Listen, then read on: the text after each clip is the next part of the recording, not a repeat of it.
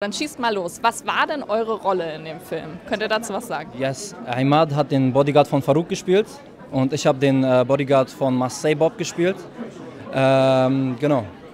Und wie ist es so, in so einer großen internationalen Produktion dabei zu sein? Wie unterscheidet sich das denn von der deutschen Produktion? Am ersten Tag kann man sagen, total aufgeregt. Wir kamen zum Set und dachten, okay, völlig überfordert eigentlich, aber Wes hat einen wirklich das Gefühl genommen, du kamst an.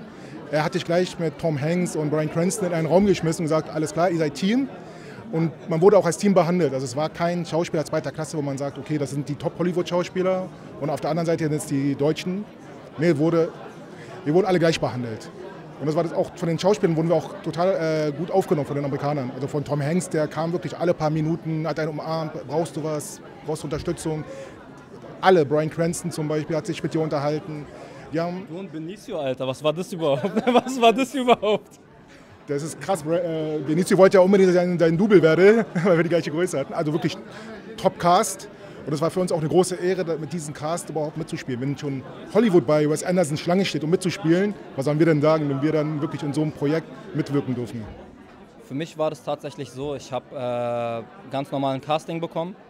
Und war vorher noch, einen Tag vorher war ich noch gefrustet. Es gab ja ein Jahr vorher Streik, nicht viel wurde gedreht und ich beschwere mich bei meinem Agenten.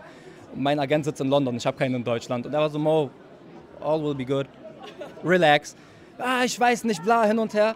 Am nächsten Tag bekomme ich Untitled Wes Anderson Project und ich so, what the fuck? Ich rufe ihn an, this is big, isn't it? Also, it's big, Mo, so do you want to do it? Ja. Nein. Ich habe dann original 135 Takes von meinem Casting gemacht, weil ich habe das während Ramadan gemacht, ich habe gefastet, ich war gefrustet. Ich habe das dann gemacht, abgeschickt und dann war ich so schon, ja, als ob das jetzt klappt. Und dann kriege ich eine Woche oder so später eine Mail, ja ey, Wes würde dich voll gern besetzen, aber du müsstest deinen Bart abrasieren, bist du fein damit? Ich war noch im Casting für eine andere internationale Sache, wofür ich den Bart gebraucht hätte, aber ich bin gerade aufgestanden, lese es so, renne ins Bad, mach so eine Videonote, are you fucking kidding me? Are you crazy? We need the beard. Und ja, das andere Ding war dann durch, aber ich habe dann dafür das bekommen. Und wie er schon sagt, ich gehe zur Kostümprobe und wusste noch nichts vom anderen Cast. Ich weiß Wes Anderson, ich weiß, große Leute wollen mit ihm arbeiten, große Leute arbeiten mit ihm. Und komme dann so ins Zimmer, wo die Kostümbildnerin Milena Canonero mir den Anzug ans Leib schneidert. Und dann gucke ich ins Umkleidezimmer und sehe da so die Boxen mit den Klamotten vom anderen Cast. Scarlett Johansson, Tom Hanks, Bryan Cranston, Bill Murray, Willem Dafoe. Ich so, was zur Hölle? Wo bin ich hier gelandet? Wenn man da reinkommt und das sieht, trägt man erstmal, denkt, okay, Und jetzt mal ehrlich, ich dachte, jetzt hast du, bin nicht so ein Freund von zu sagen, ich habe Glück gehabt, ich habe hart gearbeitet, um dahin zu kommen. Und das ist auch immer so ein bisschen, wenn der Erfolg langsam kommt, ist die Aufregung kleiner. Aber ich war so ein Glück hast du jetzt nicht, dass du einen gemeinsamen Drehtag hast, aber ey, du bist im selben Film wie die. Mein erster Drehtag war mit den allen. Mit den allen. Haben wir uns ja auch gesehen.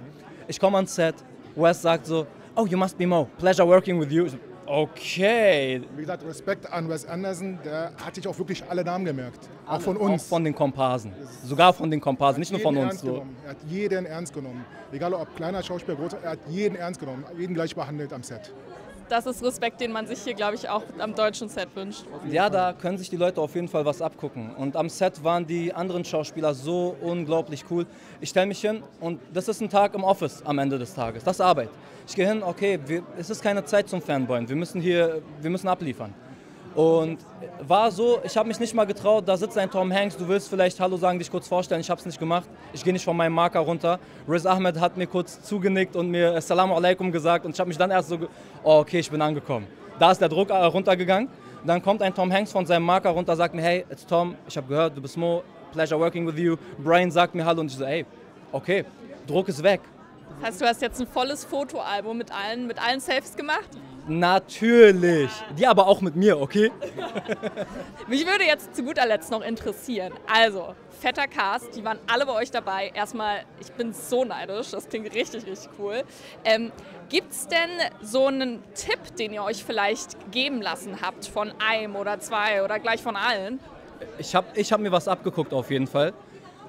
Ich habe gesehen, dass sich selbst diese Riesen, diese Giganten verhaspeln sich. Die kommen auch in diese Loops rein, die wir haben. Und dann kommt eine Line nicht raus. Und dann kommt ein Wes, der dir die Ruhe gibt, sagt so, ey, warte mal ganz kurz, gib dir mal 2 Sekunden und nochmal. Und mit jedem Take kommen die rein, als ob es der erste wäre und mit derselben Energie und immer frisch. Ich habe gemerkt, dass ich so ein Imposter-Syndrom habe, weil Flüchtlingskind, irgendwie, man hat immer das Gefühl, nicht am richtigen Platz zu sein, sich seinen Platz immer erkämpfen zu müssen. Und das Gefühl hatte ich da nicht. Du bist am richtigen Platz und dann habe ich gelernt, ey, wir scheißen alle mal rein. Wir nailen alle mal einen Take nicht beim ersten Ding. Und auch ein einfacher Take kann mal schwierig für uns sein. Einfach nochmal, einfach nochmal. Wen ich am faszinierendsten gefunden habe, war tatsächlich aber Mia Thrappleton, die mit ihren Jungen, die war 23 Jahre alt. An der Stelle, falls du mal auf Deutsch das Interview sehen sollst, ganz liebe Grüße. Wirklich, die hat das beeindruckend gemeistert. Die hat es wirklich großartig gemacht, dass man in den jungen Jahren in so einem gigantischen Cast so heraussticht. Das ist mein Geheimtipp auf jeden Fall, behaltet die im Auge. Also auch, wie gesagt, Tom hat mir den Tipp gegeben, einfach cool bleiben. Was kommt, kommt. Man soll sich keinen Druck machen, es kommt von alleine. Wenn man einen will, dann nimmt man auch einen. Also weil, wie gesagt, wir waren sehr aufgeregt die ersten Tage, meinte, ey, bleib cool, es bringt nichts. Ich meinte, ganz entspannt bleiben und es läuft von alleine alles. Und das habe ich mir auch wirklich zu Herzen genommen und hat funktioniert. Einfach entspannt bleiben, wir sind auch nur Menschen und die einen auch das Gefühl gegeben haben, dazu zu gehören. Und das war wirklich das Beste, was einem passieren konnte, mit so einem Set, mit so einem Regisseur, mit so einem Cast zu drehen zu dürfen. Die auch so down to earth sind. Einfach. Ihr werdet da bis zum Ende eures Lebens noch drüber erzählen. Ihr könnt immer sagen, ich war in einem Film mit Wes Anderson. Das hört ja da nicht auf. Es hört ja da nicht auf. Das ist der Anfang. Es kommt ja noch weiter. Es geht ja noch weiter. Jetzt hat er euch ja auch auf dem Schirm und jetzt weiß er ja, was ihr könnt. Andere Leute tatsächlich auch. Also wenn die NDAs es erlauben würden, würde ich ein paar Sachen so gerne jetzt schon droppen. Aber die internationalen Türen sind offen jetzt und ich freue mich sehr auf das, was die Zukunft für mich bereithält.